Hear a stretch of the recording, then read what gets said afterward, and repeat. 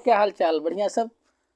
स्वागत करते हैं आपका अपने YouTube चैनल नवोदय एकेडमी पर। हम हैं नवोदय कलम से क्रांति। आज की इस वीडियो में बच्चों हम 2022 यूपी बोर्ड के पेपर को डिस्कस करेंगे। इस पेपर पर गौर करेंगे तो आपको दिया हुआ है कि मैक्सिमम मार्क क्या है मेरा बच्चों 70 है और टाइम आपको मिल रहा है 3 घंटे 15 मिनट, अर्थात 15 मिनट आपको एक्स्ट्रा दिया जा रहा है, जिसमें आप पेपर को अच्छी तरीके से पढ़ के समझ सकें कि पेपर में कैसे क्वेश्चन आए हैं, आप किस तरीके से उसको सॉल्व करना चाहेंगे। यदि मैं आपको प्री बोर्ड का पेपर दिखाऊं 2023 का, तो यदि 2023 का जो प्री बोर्ड का पेपर, इसमें आपको टाइम कितना मिला है, केवल 2.5 घंटे। तो आप निश्चिंत रहिए, आपको पेपर में 2.5 घंटे नहीं, पूरे के पूरे 3 घंटे दिए जाएंगे। ठीक है बच्चों, तो बढ़ते हैं क्वेश्चन की तरफ। तो क्वेश्चन में हमें पहला जो खंड दिया हुआ है, इस खंड में हमारे पूरे 7, 5, 6 क्वेश्चन हैं।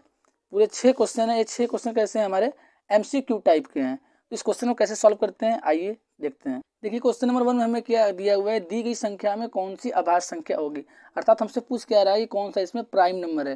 ठीक है, अब देखिए ये हमारा 2022 का बोर्ड का पेपर है और इस पेपर में भी देखिए, ये जो मेरा पेपर आपके सामने मैं लाया हूँ, इसमें भी देखिए सेम वही क्वेश्चन है, दी गई संख्या में कौन सी अभाज्य संख्या होगी। और ये 2023 का हमारा क्या है, प्री बोर्ड पेपर है। तो प्री बोर्ड पेपर को आपको हल्के में नहीं लेना है।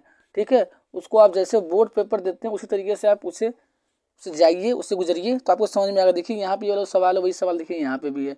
और इसमें देखिए दिया हुआ है 4:9 रेशियो वाला सवाल दिया हुआ है समरूप त्रिभुज का। देखिए यहाँ पे भी वही सवाल दिया हुआ है। ठीक है, तो मैं आपको क्वेश्चन को कंपेरिजन करके दिखा रहा हूँ कि दोनों ही पेपर में क्वेश्चन आए हुए हैं, जो वो सेम क्वेश्चन आए हुए हैं। इस तरीके से आप यदि 2-4 पेपर भी अच्छे से लगा लेना, तो आपका पेपर में 20-25 मार्क्स तो बस पेपर सॉल्व करने से अच्छे से आ जाएगा। तो बढ़ते हैं क्वेश्चन नंबर 1 की तरफ। अब देखिए अभाज्य संख्या क्या होती है। अभाज्य संख्या एक ऐसी संख्या होती है जिसके केवल 2 ही गुणनखंड होते हैं। और ये 2 गुणनखंड कौन कौन से होती है, एक होता है, एक वह संख्या खुद होती है। जैसे मैं आपसे उदाहरण के रूप में 5 ले लूँ, तो इस 5 के गुणनखंड मेरे क्या क्या है, 1 और वह संख्या 5 खुद ही है। ठीक है, इस तरीके से इसके ऑप्शन में क्या दिया हुआ है, 0, 1, 2, 8। तो हमें बताना है इसमें कौन सी अभाज्य संख्या है। तो हम सबका फैक्टर कर लेते हैं। 8 का फैक्टर करें तो 1 से भी कटेगा, 2 से भी कटेगा, 4 से भी कटेगा, 8 से भी कटेगा। इस तरीके से 8 तो अभाज्य संख्या हुई नहीं, ये कौन सी संख्या हो गई, भाज्य अर्थात कंपोजिट नंबर। अब आते हैं 1 के ऊपर। तो देखिए 1 का केवल एक ही फैक्टर है, वह 1 खुद है। हम अभाज्य संख्या में क्या पढ़ें कि अभाज्य संख्या के 2 फैक्टर होते हैं। इस तरीके से हम क्या यहाँ से समझते हैं कि 1 9 तो अभाज्य संख्या है, नहीं भाज्य संख्या है। That means 1 is neither prime nor composite number. इसी तरीके से 0 का देखिए, 0 का एक ही फैक्टर होगा। यदि फैक्टर की बात भी करें तो हालांकि 0 का तो बोला चाहिए हमें कि कोई फैक्टर ही नहीं होगा। यदि हम समझते हैं तब भी इसका एक ही फैक्टर, यदि हम 0 का 0 ही फैक्टर लें तब भी इसके 2 फैक्टर नहीं आ रहे हैं, तो इस पर भी कुछ नहीं बोल सकते हम। लेकिन दो एक ऐसी संख्या है जो हमारी सम संख्या भी है और अभाज्य संख्या भी है। क्यों, क्योंकि इसका फैक्टर 2 ही है।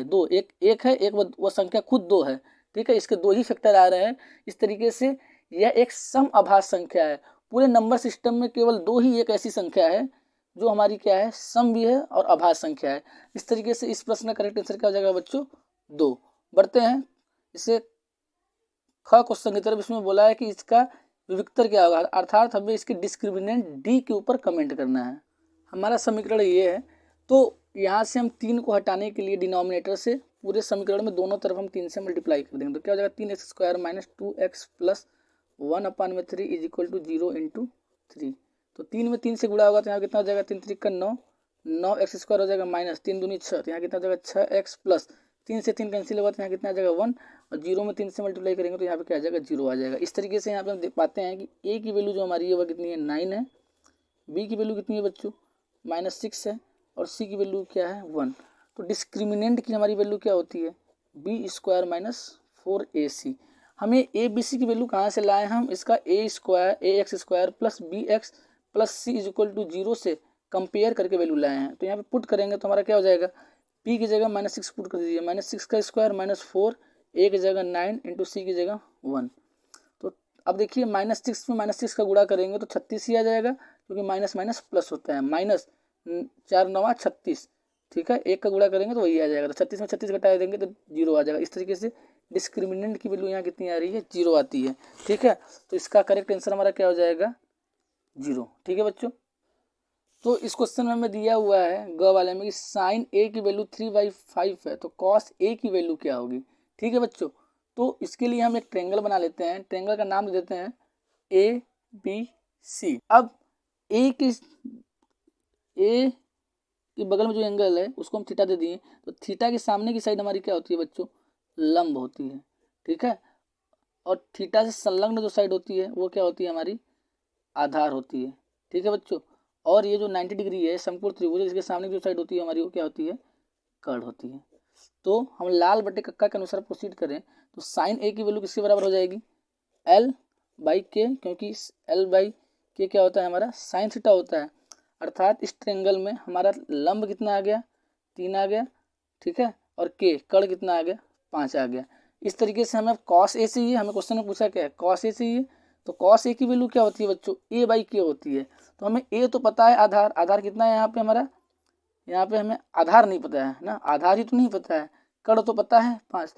तो आधार निकालेंगे किससे, हम पाइथागोरस थ्योरम से। पाइथागोरस थ्योरम क्या बोलता है कि कर्ण का जो स्क्वायर होता है वह लंब के स्क्वायर प्लस आधार के स्क्वायर के बराबर होता है। तो यहाँ पे लंब हमारा कितना है, 5 है, सॉरी कर्ण कितना है, 5 है, तो 5 स्क्वायर, लंब कितना है 3, तो 3 स्क्वायर प्लस आधार का स्क्वायर हो जाएगा, ठीक है।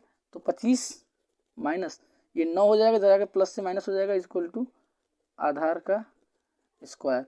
तो 25 में से 9 घटाएंगे तो 16 इज इक्वल टू आधार का स्क्वायर। तो आधार की वैल्यू यहाँ से कितनी आ जाएगी, √16, ठीक है। तो आधार की वैल्यू कितनी आ गई बच्चों यहाँ पे 4, कितनी वैल्यू आ गई आधार की 4। तो हमसे पूछा क्या था, कॉस ए, तो कॉस ए की वैल्यू भी मैं बताया क्या, ए बाई के, दैट मीन्स आधार बटा में कर्ण। तो आधार की वैल्यू अभी हम कैलकुलेट किए, कितना है 4, तो आधार के जगह क्या पुट कर देंगे 4, और हमारी कर्ण की वैल्यू कितनी है यहाँ पे 5, तो यहाँ की तरफ रख देंगे 5। तो कॉस ए की वैल्यू हमारी क्या आ जाएगी 4/5। तो ऑप्शन में देख लेते हैं 4/5 क्या है, 4/5 ऑप्शन नंबर 2 में है। इस तरीके से ग का करेक्ट आंसर क्या हो जाएगा 4/5। घ में हमें क्या दिया है, 2 समरूप त्रिभुज का क्षेत्रफल 4 संबंधी 9 के अनुपात में है, तो भुजाओं का अनुपात क्या होगा। तो इसके लिए हम 2 त्रिभुज मान लेते हैं। हमारा पहला त्रिभुज ABC है और दूसरा त्रिभुज क्या है, PQR है। तो इन दोनों हम जानते हैं कॉन्सेप्ट होता है कि यदि दोनों 2 त्रिभुज हैं और समरूप हैं तो उनके क्षेत्रफल का जो अनुपात होता है, उनके जो क्षेत्रफल का अनुपात होता है उनके भुजाओं के अनुपात के वर्ग के बराबर होता है, ठीक है। ये कॉन्सेप्ट हम जानते हैं, ठीक है, ये कॉन्सेप्ट हम यहाँ पे जानते हैं। इस कॉन्सेप्ट को यूज करके इसको हम सॉल्व करेंगे। तो दोनों त्रिभुज का क्षेत्रफल का अनुपात कितना दिया है 4 संबंधी 9, तो हमें भुजाओं का अनुपात ज्ञात। तो हमने इन दोनों त्रिभुजों को क्या माना है, ये दोनों त्रिभुज मेरे क्या है, समरूप हैं। तो इनके जो हमारे क्षेत्रफल का अनुपात होगा वह इनके संगत भुजाओं के अनुपात के वर्ग के बराबर होता है, या फिर इसका जो लंब है इस लंब के अनुपात के वर्ग के बराबर हो जाता है। हम इसको इस तरीके से लिख सकते हैं, यदि मान लो ABC ऊपर लिए हैं हम, तो यहाँ पे लिख देंगे AB, यहाँ पे हम AB की संगत भुजा कौन सी होगी, PQ होगी, तो PQ इसका होल स्क्वायर हो जाएगा बच्चों। तो हमें क्वेश्चन में दिया क्या है, इनके क्षेत्रफल का अनुपात दिया है 4 संबंधी 9, तो जो क्षेत्रफल वाली वैल्यू यहाँ पे 4 रख देंगे, यहाँ पे क्या रख देंगे 9, इज इक्वल टू AB अपान में PQ का होल स्क्वायर। तो AB अपान में PQ की वैल्यू क्या हो जाएगी बच्चों, √4/9। और इस तरीके से AB अपान में PQ की वैल्यू क्या हो जाएगी, 4 का वर्गमूल निकाल देते हैं, 4 का वर्गमूल 2 हो जाएगा और 9 का वर्गमूल 3 के हो जाएगा, ठीक है। इस तरीके से AB/PQ की वैल्यू हमारी क्या आई 2/3। और हमें अनुपात में आंसर देना है तो इसको हम क्या लिख सकते हैं 2:3। तो करेक्ट आंसर हमारा क्या हो जाएगा 2:3। अब अंक क्वेश्चन में हमें क्या दिया है कि 3, 4, 6 एवं x का समांतर माध्य 5 है, तो x का मान ज्ञात कीजिए। तो समांतर माध्य का हम फार्मूला जानते हैं। समांतर माध्य का फार्मूला क्या होता है, कुल राशियों का योग बटा में कुल राशियों की संख्या। और समांतर माध्य को हम x बार द्वारा निरूपित करते हैं। तो हमारी वैल्यू क्या क्या थी, यहाँ पे 3 थी, तो यहाँ रख देंगे 3। दूसरी वैल्यू क्या है 4, तो यहाँ क्या रख देंगे 4 प्लस 6 प्लस x। और कितनी राशियाँ, 1 राशि, 2 राशि, 3 राशि, 4 राशि, ठीक है। तो यहाँ क्या पुट कर देंगे 4। और इसका समांतर माध्य कितना है 5, तो x बार के जगह क्या पुट कर देंगे 5। तो ये 4 इस तरह का गुणा हो जाएगा, 5 × 4, इसको जोड़ दीजिए 6 × 4 10, 10 × 3 13, 13 प्लस x हो जाएगा। तो 5 4 5 चौक का कितना होता है 20, 20 में से 13 घटा दीजिए तो किधर क्या आ जाएगा x की वैल्यू।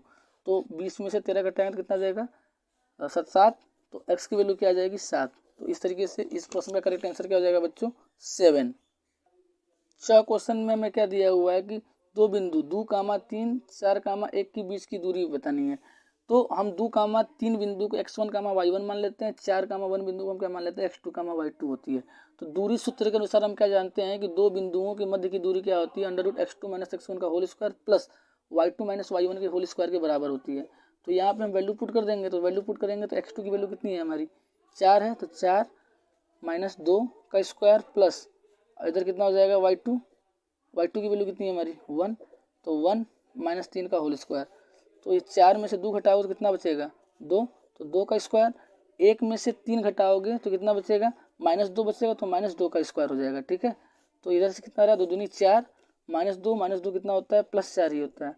तो ये क्या हो गया √8 हो गया। √8 का फैक्टर करें तो हमारा क्या होगा 2 × 2 × 2, यहाँ से एक 2 का जोड़ा बन रहा है, एक 2 बाहर आ जाएगा, इस 2 का जोड़ा नहीं बन रहा है तो 2 अंदर ही रहेगा, तो 2√2 इकाई इसका हमारा आंसर आएगा। इस तरीके से इस प्रश्न का करेक्ट आंसर क्या होगा बच्चों 2√2 इकाई हो जाएगा। ठीक है, का करेक्ट आंसर क्या होगा ऑप्शन नंबर 3। 2 के क की तरफ चलते इसमें बोला यदि एक द्विघात समीकरण x² - 2kx - 6 है और इसका एक मूल 3 है तो k का मान ज्ञात करना है।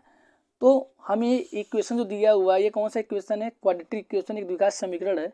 तो क्वाड्रेटिक इक्वेशन की जो मैक्सिमम जो रूट होते हैं, मैक्सिमम मूल होते हैं वो 2 होते हैं। एक मूल की वैल्यू हमें दी हुई है, एक मूल की वैल्यू दी हुई है, तो मूल का मतलब ही क्या होता है कि यदि इसको हम इस द्विघात समीकरण में x की जगह पुट करेंगे तो वैल्यू क्या देगी 0 देगी। तो हम x की जगह क्या कर देते हैं 3 पुट कर देते हैं, तो क्या हो जाएगा हमारा 3 का स्क्वायर -2k × 3 - 6 = 0। तो कितना हो जाएगा 3 3 का 9 -3 दूनी 6, तो 6k इधर हो जाएगा -6 = 0। 9 में से 6 घटेगा तो कितना बचेगा बच्चों 3 बचेगा, तो हो जाएगा 3 - 6k = 0। तो 3 बराबर 0 + 6k हो जाएगा। इस तरीके से 3 बराबर कितना आ गया 6k आ गया। तो यहाँ से k की वैल्यू कितनी आ जाएगी बच्चों 3/6, अर्थात k बराबर कितना आ जाएगा 3 × 1 = 3, 3 दूनी 6, k बराबर कितना हो गया बच्चों 1/2। अब बढ़ते हैं 2 के ख की तरफ। 2 के ख की तरफ हमें क्या दिया हुआ है 2 10 30 बाई 1 + 10² 30 है, तो इसका हमें मान बताना है। तो हम क्या जानते हैं बच्चों 10 30 की वैल्यू क्या होती है 1/√3। बस यहाँ पे पुट कर दीजिए और सॉल्व कर दीजिए, वैल्यू आ जाएगी 2 × 1/√3/2 प्लस 1/√3 का होल स्क्वायर। अब इसको सॉल्व करेंगे तो कितना हो जाएगा 2/√3/2 प्लस 1/3। 1/3 कहाँ से आ गया, क्योंकि हम 1/√3 का गुणा करेंगे तो क्या हो जाएगा बच्चों हमारा ये 1/√3 में क्या बन जाएगा, एक ही रूट में दोनों 3 आ जाएगा, तो यहाँ से एक 3 का जोड़ा बन गया, तो इसकी वैल्यू क्या हो जाएगी 1/3। तो यहाँ तक समझ में आता होगा आपको। तो इसकी वैल्यू कितनी हो जाएगी 2/√3, इसके बट्टा में कुछ नहीं है तो क्या एक एलसीएम ले लेंगे तो कितना हो जाएगा 3, तो 1 से भाग देंगे तो 3, 3 का 2 में गुणा कर देंगे तो 3 दूनी 6 प्लस 1 हो जाएगा। ठीक है, तो ये वैल्यू कितनी है 2/√3 और 4 के बट्टा में कितना आ गया 7/3, तो क्या हो गया 2/√3 × 3/7। तो अब ये √3 से 3 √3 बार में कट जाएगा, तो मल्टीप्लाई कर देते तो क्या हो जाएगा 2√3/7। इसका करेक्ट आंसर क्या हो जाएगा 2√3। अरे बच्चों यहाँ थोड़ा सा गलती हो गया, यहाँ 1 रहे ना तो यहाँ पे ये 1 रहेगा, ये भी 1 रहेगा, ये 1 रहेगा तो ये भी 1 रहेगा 1 3, तो कितना हो जाएगा 1 × 3 यहाँ 3 हो जाएगा, 3 एक कितना होगा 4 होगा, तो यहाँ पे कितना आएगा 4। यदि यहाँ पे 4 आया तो यहाँ पे भी 4 आएगा। ये वाला पार्ट गलत हो गया, इसको अगले पन्ने पे करते हैं। ये वाली वैल्यू क्या आई हमारी 2/√3 में कितना आ रहा है यहाँ पे देखिए, इसको आ रहा है 3 + 1 4/3 आ रहा है, कितना आ रहा है 4/3, तो कितना हो जाएगा 2/√3 × 3/4। √3 से √3 बार में कटेगा, 2 से 2 बार में कटेगा, इस तरीके से करेक्ट आंसर क्या आ जाएगा √3/2 हो जाएगा। ठीक है बच्चों, आइए बढ़ते हैं ग पार्ट की तरफ। इसमें क्या दिया है, दो समरूप त्रिभुजों का क्षेत्रफल क्रमशः 169 सेंटीमीटर स्क्वायर तथा 225 सेंटीमीटर स्क्वायर है, तो इनकी संगत भुजाओं का अनुपात ज्ञात करना है। तो यहाँ पे कॉन्सेप्ट क्या है, इसको अभी हमारा MCQ टाइप क्वेश्चन में भी आया था। इसका कॉन्सेप्ट हमारा क्या होता है, यदि हम त्रिभुज मान लेते हैं, पहला त्रिभुज मान लेते हैं ABC, दूसरा त्रिभुज मेरा PQR है, तो इनके जो क्षेत्रफल का अनुपात होगा वह इनके संगत भुजाओं के अनुपात के वर्ग के बराबर होगा। यदि हम यहाँ से AB लें तो इसकी संगत भुजा क्या होगी PQ, क्योंकि हम क्या मान के चल रहे हैं कि जो मेरा त्रिभुज ABC है वह PQR के क्या है समरूप है। तो यहाँ से AB लेंगे तो यहाँ से PQ लेंगे, यदि यहाँ से BC लेंगे तो यहाँ से लेना पड़ेगा हमें QR लेना पड़ेगा। तो 3 तो बनेगा, हम एक ही लेके चल रहे हैं। तो पहले त्रिभुज का हमें कितना दिया हुआ है क्षेत्रफल 169, दूसरे का 225, तो यहाँ बस पुट कर दीजिए 169 अपान में 225 is equal to A B upon में पी क्यू का होल स्क्वायर। तो ए बी अपान में पी क्यू की वैल्यू हमारी कितनी आ जाएगी, ये इधर स्क्वायर में इधर आके रूट में बन जाएगा।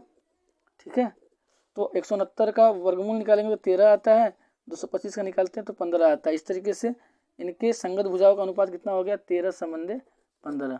इस प्रश्न का करेक्ट आंसर क्या हो जाएगा, 13 संबंधे 15। बढ़ते हैं 2 के घ पाठ की तरफ। इसमें क्या दिया है, 12 व्यक्तियों के भार का समांतर माध्य 45.6 की ग्रह है, तो उनके भारों का योगफल क्या होगा। तो समांतर माध्य का हमारा फार्मूला क्या होता है, समांतर माध्य बराबर क्या हो जाएगा, यहाँ पे इसके रिस्पेक्ट में व्यक्तियों के भारों का योगफल बटा में व्यक्तियों की संख्या हो जाएगी। तो व्यक्ति हमारे कितने दिए हुए हैं, यहाँ पे 12 दिए हुए हैं, तो यहाँ पे क्या लिख देंगे, व्यक्तियों के भारों का योगफल बटा में 12 और कितना दिया है समांतर माध्य 45.6। तो यहाँ क्या पुट कर देंगे 45.6। ये 12 उधर जाएगा तो क्या हो जाएगा, मल्टीप्लाई में हो जाएगा, और इनका मल्टीप्लाई कर देंगे, वही व्यक्तियों के भारों का योगफल हो जाएगा। गुणा कर दीजिए, 12 पंजे 60, 12 छंग 72। ठीक है, तो 7 हासिल लगा आपका, 12 पंजे 60 होगा, 60 7 कितना होता है 67 होता है, 67 को 7 लिखेंगे, हासिल अब कितना लग जाएगा 6 लग जाएगा। 12 चौक कितना होता है 48, 48 49 50 54 और एक अंक दशमलव लगा देंगे, तो उनके भार का वजन कितना हो जाएगा 547.2 की ग्रा।